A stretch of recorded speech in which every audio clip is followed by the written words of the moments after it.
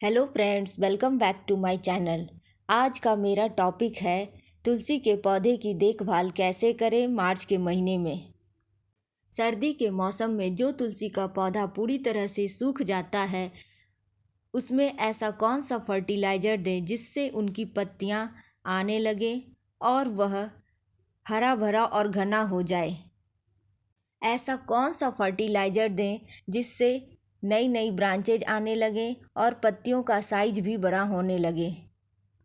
इसके अलावा इस प्लांट से जुड़ी हुई ऐसे कई टिप्स हैं जो आज इस वीडियो में मैं आपके साथ शेयर कर रही हूँ। फ्रेंड्स, खाद के अलावा 6 ऐसे काम होते हैं जो मार्च के महीने में तुलसी के पौधे में करने होते हैं। सबसे पहले, अगर आपके तुलसी के पौधे पर खराब और सूखी पत्तियां हैं तो उन्हें हटा दें। अपने पौधों की साफ सफाई अच्छे से कर लीजिए। जो टहनियाँ पूरी तरह से सूख गई हैं उन्हें आप पूरी तरह से हटा दीजिए। यदि आप अपने तुलसी के पौधे को कोई शेप देना चाहते हैं तो यह बिल्कुल सही टाइम होता है जब आप उनकी सूखी टहनियों को काटकर अच्छा लुक्स दे सकते हैं। जितनी भी बेकार ब्रांचेज हैं उन्हें आप कट करके हटा दीजिए ताकि नई नई ग्रोथ और ब्रांचेज निकलनी शुरू हो जाएं।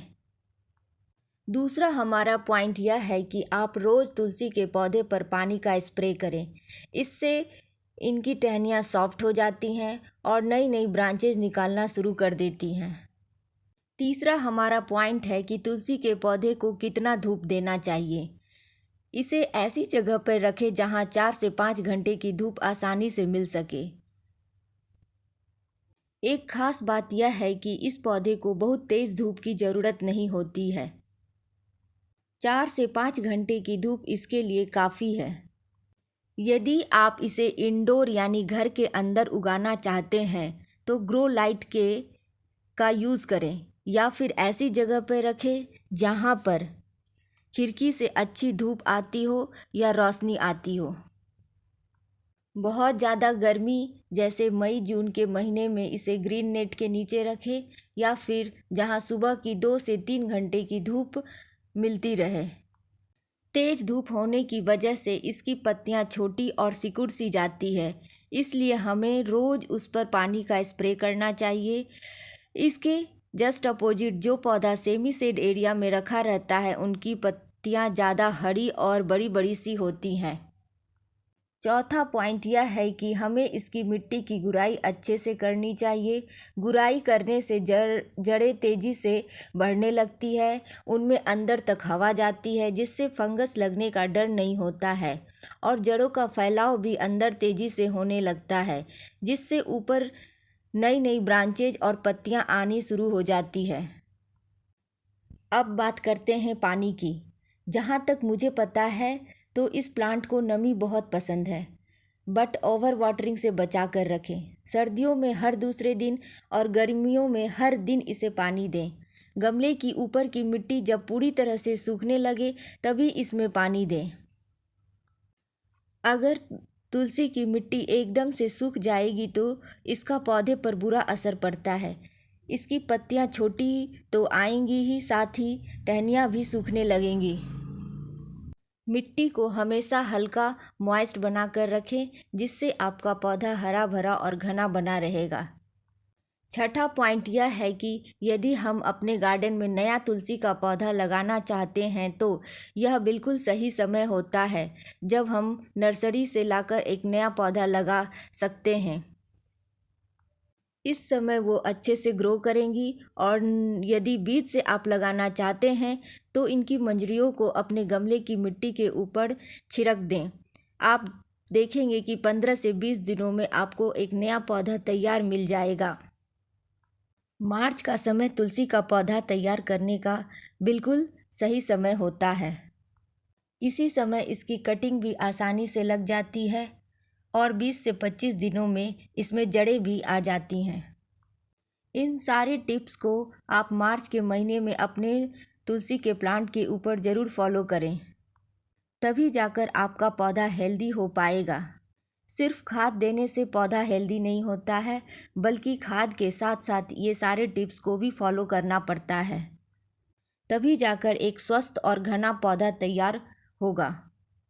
तुलसी के पौधे को लगाने के लिए हमें एक अच्छी मिट्टी की ज़रूरत होती है। इसकी मिट्टी हमेशा वेल ड्रेन्ड, हवादार और भुरभुरी होनी चाहिए, जिसमें सभी प्रकार के ऑर्गेनिक खाद मिले हों। मार्च अप्रैल के महीने में इसमें हर 15 दिन में खाद डालें और मई जून के महीने में हर 1 महीने पर खाद डालें। होममेड फर्टिलाइज़र जैसे हल्दी, दालचीनी पाउडर, चूने का पानी, सरसों की खली, नीम की खली, वर्मी कंपोस्ट, गोबर की खाद जैसे फर्टिलाइज़र का इस्तेमाल कर सकते हैं। तुलसी प्लांट की मिट्टी बनाने के लिए हमें 30% garden soil, 30% sand, 20% vermi compost, 10% नीम की खली, 10% कोकोपीट का यूज़ कर सकते हैं। तुलसी के पौधे को एक अच्छी ग्रोथ देने के लिए समय समय पर कटाई छटाई साथ में प्रूनिंग करते रहें। इस पर बनने वाले बीज को भी हटाते रहें, तभी जाकर यह बरगद की तरह हरा भरा और घना हो पाएगा। यदि हम इस पर बीज रहने देते हैं तो इसकी सारी एनर्जी बीज बनाने में ही खर्च हो जाएंगी और पत्तियां सिकुड़ती और मुरझाती चली जाएंगी। ऐसे कंडीशन में इसके ऊपर बनने वाले सारे सीड्स को पिंच करते रहें, तभी जाकर यह प्लांट पूरी तरह से घना और हरा भरा हो पाएगा। अंत में हम बात करेंगे फंगस अटैक के बारे में। तुलसी के पौधे पर फंगस का अटैक तो होता ही है यदि हम ऊपर बताए गए सारे टिप्स को फॉलो नहीं करते हैं तो। ऊपर बताए गए सभी बातों को पूरी तरह से ध्यान देने के बाद बहुत कम चांस होता है कि प्लांट के ऊपर कीटों और फंगस का अटैक हो। अगर गलती से आपके प्लांट के ऊपर कीड़ों और फंगस का अटैक हो गया है तो परेशान होने की ज़रूरत नहीं होती है। ऐसे में आप नीम ऑयल या नीम की पत्तियों को पानी में उबालकर और उसे ठंडा करके उस पानी का स्प्रे अपने पौधे के ऊपर कर सकते हैं। यह काम लगातार 4-5 दिनों तक करते रहना चाहिए। आप देखेंगे कि कीड़े और फंगस प्लांट पे से गायब हो गए हैं। इसके अलावा हल्दी पाउडर और दालचीनी पाउडर का यूज चींटियों को हटाने के लिए भी किया जाता है, क्योंकि यह मेरा आजमाया हुआ एक बेहतरीन कारगर नुस्खा है।